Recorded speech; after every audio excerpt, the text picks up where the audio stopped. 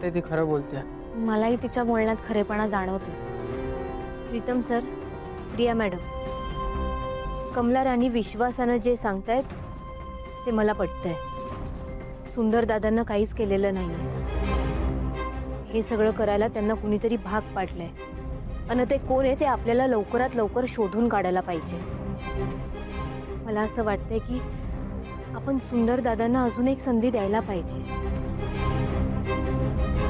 Pritam sir, हां तुम्ही माझ्यासाठी एक गोष्ट कराल? काय बोल ना. सुंदर दादांच्या विरोधात केलेली तक्रार तुम्ही मागं घेऊ शकता का?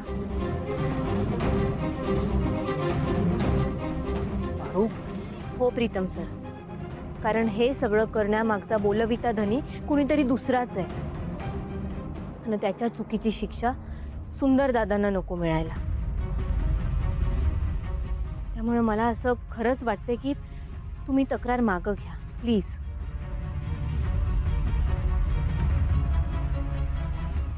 मी बघतो काय करता येतंय का.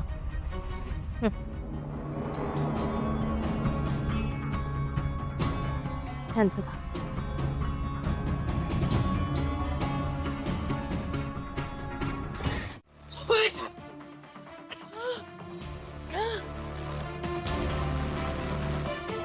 वारू,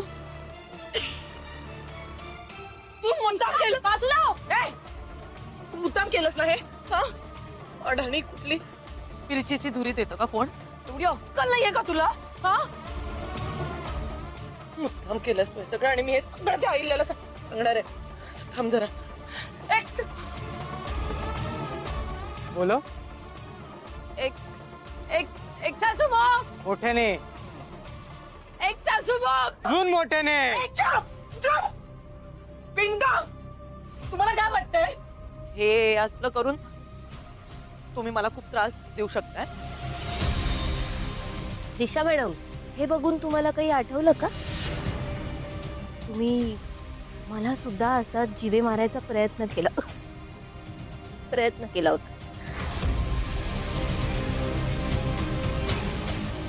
मला असं जिवंत बघून तुम्हाला त्रास होतोय ना? पण मला सगळं माहिती. त्या दिवशी गॅस उघडा करायला तुम्ही सुंदर दादांना सांगितलं होतं, माहितीये मला. काय बोलतेस मला काही कळत नाही. माझा याच्याशी काही संबंध नाहीये. मी सांगते. सुंदर दादा, सुंदर दादा,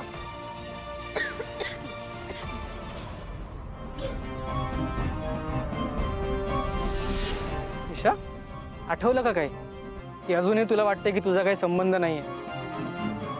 काहीच केलेलं नाहीये. मला नाही माहित हा कोण आहे माणूस ते. सुंदर दादा, तुम्ही जा. प्रीतम सर, मला असं वाटतं की आपण देवी आईंना सांगायला पाहिजे. देवी आई, देवी आई. नाही नका यो एक सासू मॉम. काय चाललंय इकडे? तुम्ही सगळेजण इकडे का गोळा झालात आणि अंधार काय आहे खोलीत? दिशा, तू का ओरडाआरडा करत होतीस? अगं आई, ही दिशाच आरडाओरडा करत होती म्हणून आम्ही सगळे आलो. हो आई, एवढा आरडाओरडा करत होती ना, म्हटलं काय झालं? मला तर वाटलं की चोर आलाय की काय घरात, म्हणून आम्ही आलो घाबरून बघायला.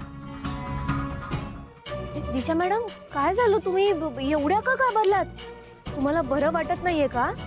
सांगा ना, काय झालंय? एक सासू मॉम, ते खूप आहे ना, खूप दूर झाला होता रूम मध्ये. कोणीतरी घाबरले. मग घर कशाला डोक्यावर घ्यायचं? अख्खं खिडकी उघडायची, दार उघडायचं, बाहेर जायचं, थोडंसं पाणी प्यायचं, फिरून यायचं आणि झोपून जायचं. एवढं काय त्यात? एक सासू मॉम हे दार उघडत होते पण उघडलंच नव्हतं. मग आता बरं वाटतंय ना?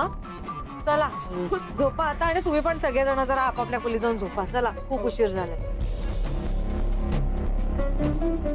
दिशा मॅडम, त्या गॅस प्रकरणात तुमचा हात होता हे मी देवी आईंना आत्ता सांगू शकले असते. देवी यांनी काय केलं असतं, फार फार तर एखादी शिक्षा सुनावली असती तुम्हाला. त्यामुळेच मी ठरवलंय,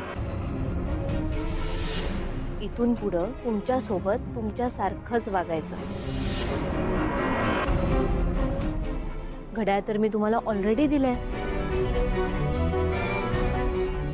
पण हा, मी तुम्हाला जे सांगितलंय ते विसरू नका हा. तुमची वेळ मोजायला सुरुवात करा. एका चुप. तुला काय वाटतंय हे हे असले फालतू गेम्स खेळून तुम्ही मला घाबरवताय? हा, हे सगळं ना हे जुनं झालंय, खूप जुनं. मला आता जो काही त्रास दिलास ना तू,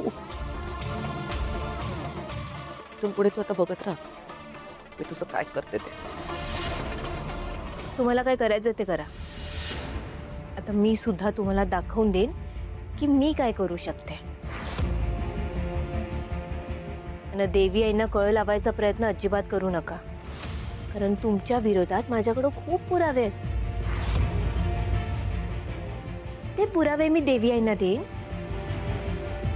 आणि मग देवी आई तुमच्यासोबत काय करतील हे तुम्हाला चांगलंच माहिती आहे.